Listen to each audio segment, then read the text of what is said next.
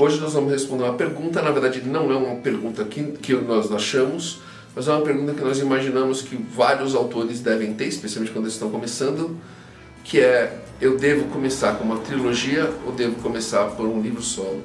E eu digo isso porque eu lembro que eu mesmo comecei, né? E um dia eu estava escrevendo uma história, um amigo leu, falou: ah, que legal, tá muito bom, né? E é um conto, eu falei: ah, eu estou escrevendo uma trilogia, então você já nem sabe qual é a história inteira e já pensa numa trilogia.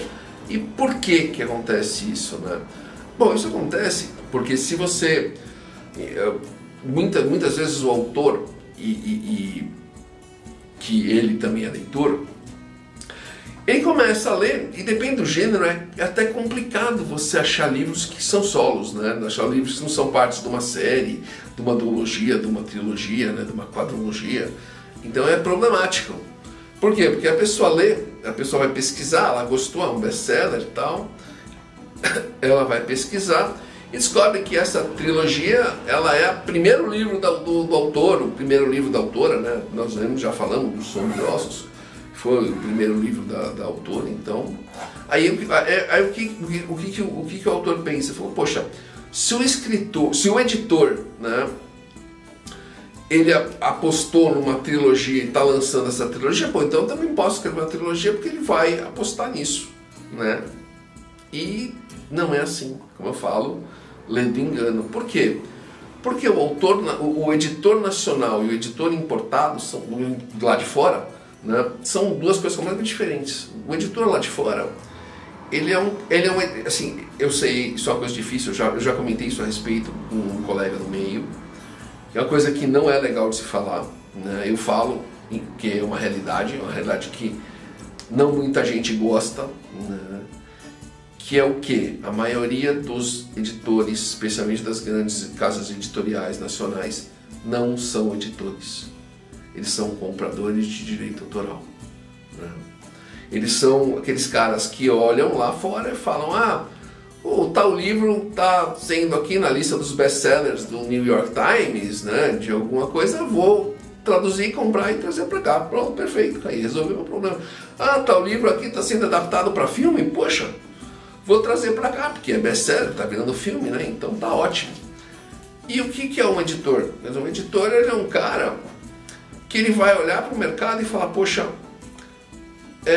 tá faltando tema, tá faltando livro desse gênero, então tem uma grande procura, não tem uma demanda muito grande, eu vou procurar um autor e vou publicar ele, né? Ou ele vai pegar, ler um original e falar: poxa, eu gostei desse original, eu vou dar uma chance para ele, e dá certo. Então, por exemplo, você pega e você vai dizer: você vai acertar? Esses editores acertam sempre? Não, lógico que não. Eu lembro mesmo, lá muito tempo atrás, eu estava lendo um artigo sobre a feira de Bolonha, né? Não lembro se era de Bolonha ou se era aquela feira de Londres, muito famosa, eu acho que era de Bolonha. E alguns editores estavam analisando o mercado e falando: olha, esse ano nenhum grande autor, né, de terror vai lançar, então vai ser um bom ano para autores que estão começando. Foi um bom de terror. Foi um bom ano? Não foi. Mas o problema é que quando você faz uma análise, você pode acertar, você pode errar. Mas você tem que fazer, entendeu? Ou, por exemplo, o editor que resolveu lançar a J.K. Rowling, né? Ela não era conhecida, né? Não tinha lançado nada. E ele falou: tudo bem, vou dar uma chance para ela, né? Diz a lenda que ela tinha ido a 19 editoras e as 19 negaram. Então teve 19 editores que olharam para aquilo e falaram: não, isso aqui não presta, entendeu? Teve um editor que falou: não, vou dar uma chance, né? Isso é ser editor, né? E não é simplesmente você comprar uma coisa de direitos autorais, lançar no mercado e não fazer marketing, porque tem outra coisa. Porque a editora nacional gasta pouco em relação à editora lá fora em divulgação e marketing. E não é nem eu que falo, entendeu? Por quê? Eu lembro uma vez, eu fui numa palestra, né, num bate-papo com uma editora, né, lá na FENAC da Paulista. Então você vê que faz tempo, que a FENAC já já fechou faz tempo. E ela falou, ela olhou, uma das letras olhou para todos nós e falou assim: não, o Harry Potter vendeu pouco no Brasil até sair o filme. Aí você fala assim: peraí, mas... Ela fala isso como se a culpa não fosse da editora. Não é o que eu fazer, eu já fiz essa análise aqui. Quer dizer, o mercado editorial ele é dividido em 5 partes, né? Você tem o autor, a editora, a distribuidora, a livraria e o leitor. Então, para e pensa. O livro é um best-seller internacional. Então, o escritor fez a parte dele, não é culpa do escritor. Está vendendo bem no mundo inteiro, por que não está vendendo aqui? Quer dizer, o livro está na livraria? Tá, então não é culpa da livraria. Não é culpa da distribuidora. A distribuidora distribui o livro, a livraria colocou ela ali. Ah, o livro, então a culpa do leitor. Não é, cara. O leitor ou não gosta do tema, não sabe que o livro existe. Então, tipo, tudo bem que agora você tem essa onda de Hollywood, né? O livro tá... O filme tá bom, tá bombando, tá ruim, porque os fãs não estão assistindo. Falo, cara, estão assistindo por quê? Porque o livro é ruim, porque o filme é ruim. Então não bota a culpa no fã. O fã não tá indo porque o livro, porque a história é uma merda. Sabe? É ruim dizer isso, mas é uma verdade. Sabe? Ficar apontando é aquela coisa que todo mundo fala, né? No momento que você aponta o dedo pro outro, os outros 3 dedos aqui estão parados para você. Então, assim, a culpa é do leitor? Não é. Se ele não conhece o livro, não é. Se ele não conhece o livro, não é culpa do leitor, não é culpa da livraria, não é culpa da distribuidora, não é culpa do autor. Quer dizer, sobrou quem? Sobrou a editora. A editora não fez o marketing. E aí aconteceu o quê? Lançaram o livro, lançaram a série lá de filmes do Harry Potter. Quer dizer, o primeiro filme custou 100 milhões de dólares. O que é isso? É um marketing de 100 milhões de dólares. Feito um marketing. O livro começou a vender bem no Brasil. Viu? A culpa de quem? A culpa da editora, que não fez o marketing. Entendeu? Então, isso é tão verdade que você vai procurar editoras. Uma das coisas que as editoras procuram, então, é número de seguidores. Para que eles querem número de seguidores? Entendeu? Para elas não terem que fazer marketing, depois elas têm que gastar menos com marketing. Porque os seus seguidores vão comprar do seu livro. Então, um outro exemplo disso, livro de youtuber. Porque alguém, quando deu aquela onda toda de livro de youtuber, o que as editoras estavam, por que elas fizeram isso? Marketing zero.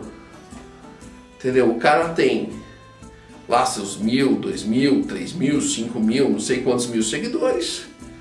Entendeu? Ele vai fazer o marketing do livro. Eu estou lançando o livro, no vídeo dele. Precisa fazer mais marketing? Não precisa. Lá, de metade, 1/3, né, dos seguidores dele vão comprar o livro, já deu uma boa venda. Quer dizer, isso é ser editor? Não é. Não é. Então, eu já cheguei a ler, e o editor nacional fala: não comece com a trilogia, comece com um livro solo. E eu concordo com ele. Por quê? Por quê? Porque ele é o cara que manda no negócio, e aqui a coisa funciona desse jeito.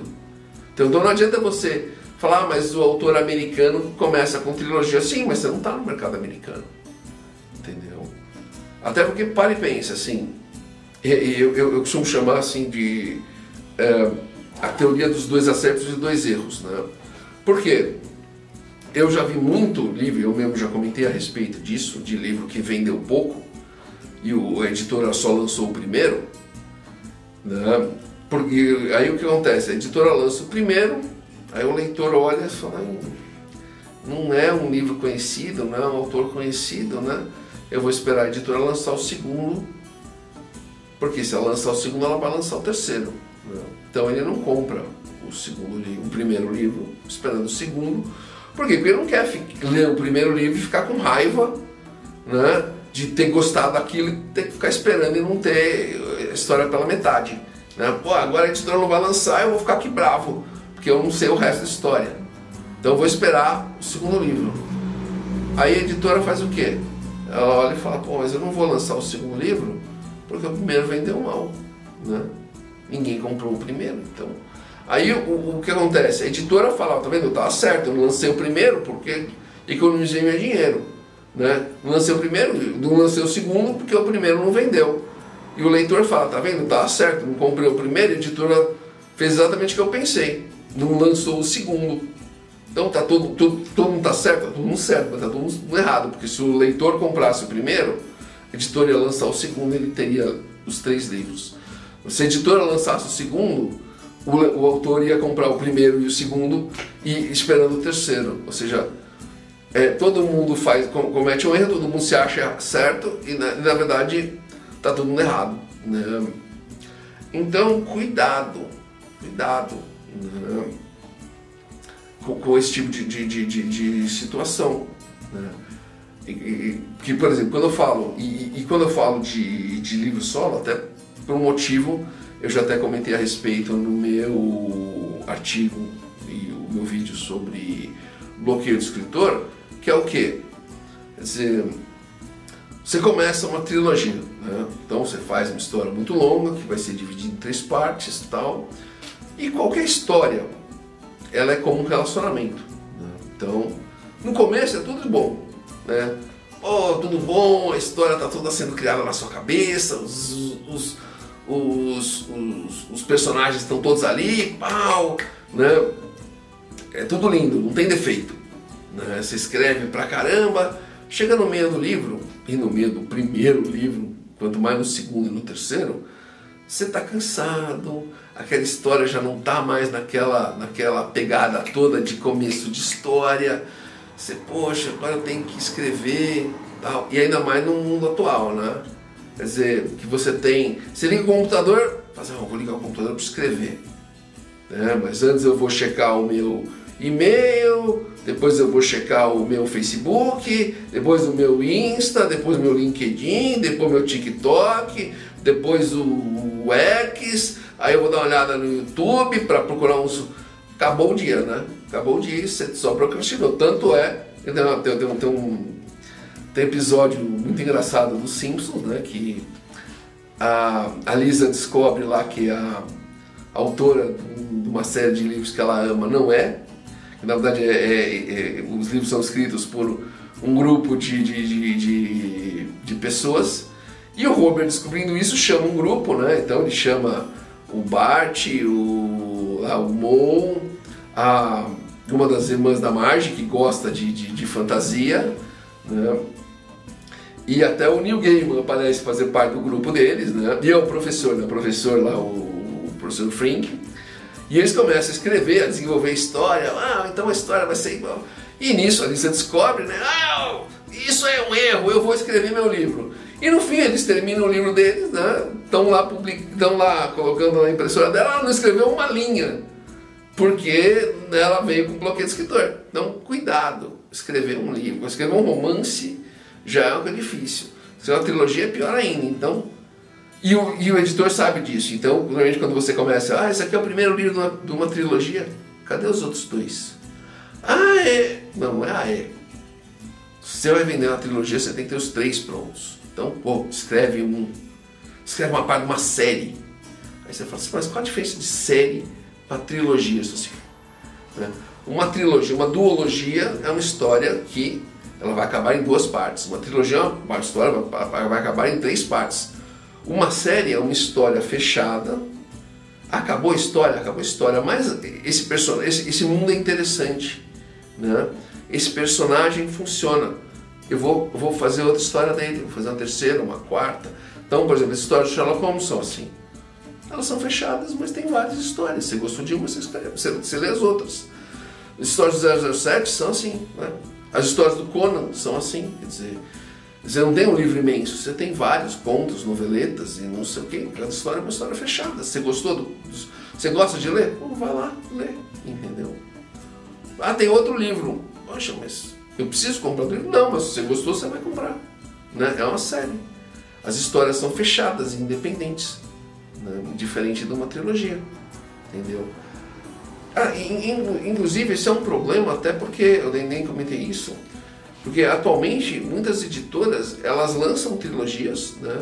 E não colocam que faz parte da trilogia, né? Não colocam lá número 1, número 2, número 3, parte 1 e aí você fica lá esperando que o autor compre e vá comprar os 3, como se as pessoas atualmente, né, não fossem procurar na internet antes de comprar, porque livro não é exatamente uma coisa que você compra por impulso, né? Tinha um livro tal, deixa eu dar uma olhada, né? Até porque por impulso, cada um tem o celular, sabe o celular, né? Mas faz parte de uma trilogia, a parte 2, tem a parte 1 aí, não tem. Então, cuidado, vai com calma, você está no mercado nacional, comece com um livro só. Né? Comece. Não arrisque uma trilogia, feche as suas histórias, faça histórias menores, né? E vá fazendo várias aventuras do seu personagem. Né? Na verdade, se você for para pensar, o começo do Witcher era assim. Os 2 primeiros livros do Witcher são livros de contos, como acontece com o Conan. O autor lá, eu não vou saber o nome, ele é lá do leste europeu, um nome todo estranho.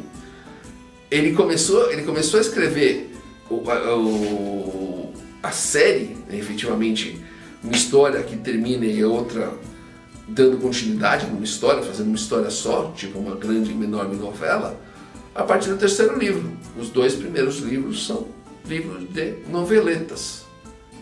Entendeu? E particularmente, é uma opinião minha, né? Não vou dizer que eu prefiro os 2 primeiros livros aos demais.